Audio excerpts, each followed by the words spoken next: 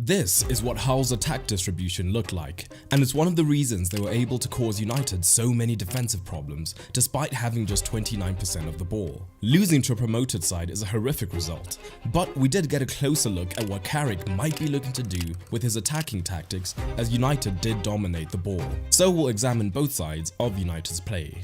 When it comes to analysis, there's a lot of talk about formations, about how they're the most important thing or they don't matter at all, when more often than not the answer is, it depends on the context.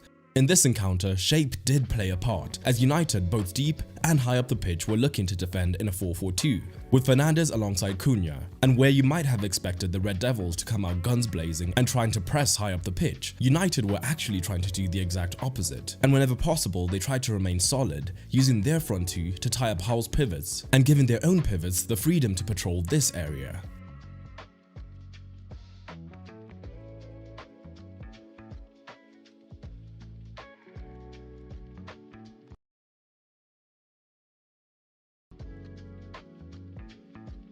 But Hull were great at baiting the press, holding onto the ball until United were forced to come towards them. And here's where shape comes into it, as deeper on the pitch, Hull could form a back three with the goalkeeper being the third man, but more often it was the traditional back three in their 3-4-3 shape, and this directly impacted United's wingers. See, if the front two were dragged into the press high up, but the midfield four stayed put, it would be far too easy for one of the wider centre-backs to be the outlet and move up the pitch. So not only did the United pivots have to back up the press, the ball-side winger had to make a decision on whether to press or not. And initially, in the case of Dorgu, the decision was to press, leaving the Reds effectively in a lopsided 4-3-3. But with their pivots tied up here and unable to assist out wide, it could lead to disastrous defensive situations, as the Hull wing-back could now receive with space as well as numbers ahead of him. Here's the perfect example, United trying to hold a mid-block, but Dorgu being drawn in on the press. This time it's the midfielder who's rotated into a wing-back position, but the result is the same, time on the board to play up the pitch and then progress the team, and within 2 passes Hull are in the final third, and eventually this leads to a dangerous cross. And this wasn't a one-off, and having been stung once, Dorgu could find himself in no man's land like here, beginning to be drawn towards the third man, but at the same time knowing he's leaving Shaw at risk. And though the pass doesn't come off, you can see the risk we're talking about, as Shaw is potentially 2 versus 1 down against the wing-back and the attacking midfielder, meaning Heaven is now drawn out of his more central position in order to compensate. There are different ways with dealing with this build-up structure from a 4-4-2 base, besides just completely sitting off. One of the most common is deliberately funneling the play into one direction. So the front two would press strategically and use their pressing angles to cut out the play to the left, for example, meaning that when Dorgu began to press, there's only one region the opposition could play into safely. And because of those limited options, the wide area could actually function as a pressing trap, where the backline can then shift across and look to apply pressure onto the receiving wing back proactively rather than arriving a second late. Alternatively, United could have looked to apply pressure earlier. So in scenarios like this, one of the issues is the wider centre-back has time to receive and face the play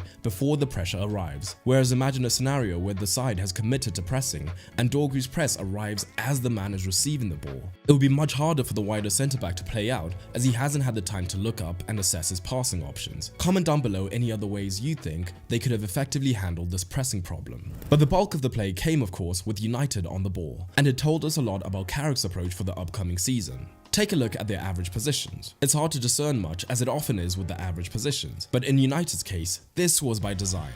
Initially, United were looking to build with back threes, in case Hull pressed with their front two, and this could be through either pivot dropping in, though for the most part it was Mazraoui tucking in early doors. And United's approach against Hull's shape perfectly positioned them to take advantage of the wide areas and the central channels evenly. And it all started and ended with United's desire for overloads. As much as possible, United, when higher up the pitch, would look to build with Santos as the solo pivot, which was made easier by Hull sitting deeper. And crucially, with Shaw almost always pushing up outside of Dorgu in that first half, the winger would come infield. Simultaneously, Tielemans pushed into the right-hand half space almost in line with the front two. But when these inside players were pushed high, it was a lot easier for Hull to deal with the threat due to their back five, as the centre-backs were relatively close to the attackers and were comfortable stepping out knowing that they had cover in behind. United looked most dangerous when they shifted focus from overloading this final line to overloading the midfield line instead, which was made possible as they effectively operated with a double false 9, as Cunha and Fernandes were always alternating positions, or both coming deep into these midfield regions. And this was a theme throughout the 90s, as all of these central players were highly fluid, leading to those scattered average positions. And this is where United's upgraded midfield will bear fruit over the season, as where last season it would have been Bruno here sacrificing his creativity, Santos and Tielemans in particular, when they got on the ball, were able to thread these line-breaking passes into the men between the lines, as Hull struggled to deal with the sheer numbers in the central region. This overload was exaggerated as United chased the match, with Mazraoui now providing the width on the right-hand side, allowing Mbeumo to join the central overload.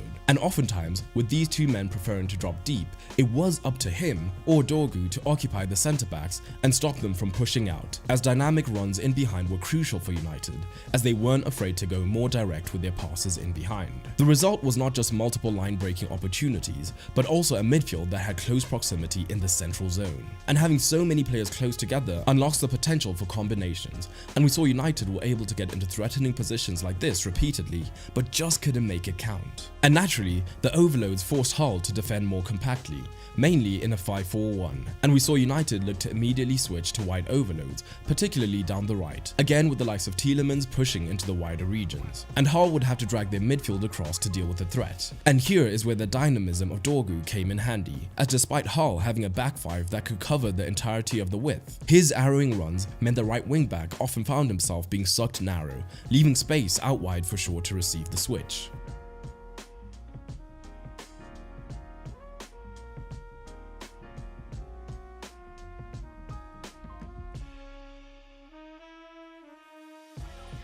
And we saw Carrick's other pillar come to the fore, as constant box overloads meant that the fullback always had men to hit, usually at least 4 crashing the box, and again, plenty of dangerous situations emerged that just weren't maximised. And despite the second half changes, the general strategy from Carrick remained the same, and on a different day perhaps it would have paid off, but today they scored none off almost 2 XG.